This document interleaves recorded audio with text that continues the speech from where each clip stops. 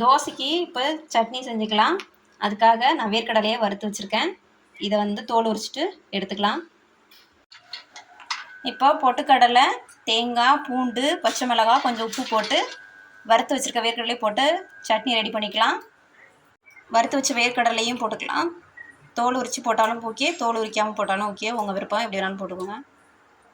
சட்னி இப்போ அரைச்சாச்சு. இப்போ நம்ம இதை ஒரு பவுலுக்கு ட்ரான்ஸ்ஃபர் பண்ணிக்கலாம். கொஞ்சமாக தண்ணி விட்டு ஊற்றிக்கலாம். நல்லாயிருக்கும். எப்பயுமே ஒரே மாதிரி தேங்காய் சட்னி பண்ணுறத கொஞ்சம் இது கூட வேர்க்கடலை போட்டு அரைக்கும் போது சூப்பராக இருக்கும் டேஸ்ட்டு. ட்ரை பண்ணி பாருங்கள் எப்படி இருக்குன்ட்டு. இதை நல்லா மிக்ஸ் பண்ணிக்கலாம். இது தாளிப்பு எப்படி இருக்குன்னு பார்த்துக்கலாம்.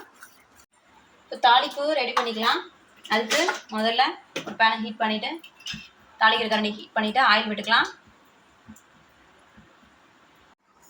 எண்ணெய் காஞ்சிச்சு, கடுகு போட்டுக்கலாம். கடுகு பொரிஞ்சதும் வரமிளகாய் ஒன்று கிள்ளி வச்சுருக்கேன், அதை போட்டுக்கலாம்.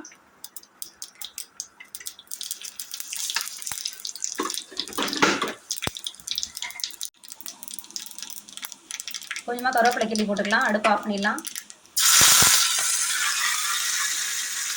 அவ்வளோதான், சட்னியில் ஆட் பண்ணிடலாம். அவ்வளோதாங்க, சூப்பரான தேங்காய் பொட்டுக்கடலை வேர்க்கடலை சட்னி ரெடி ஆயிடுச்சு. இன்றைக்கான டின்னர் வந்து என்னன்னா தோசை, தேங்காய் பொட்டுக்கடலை சட்னி.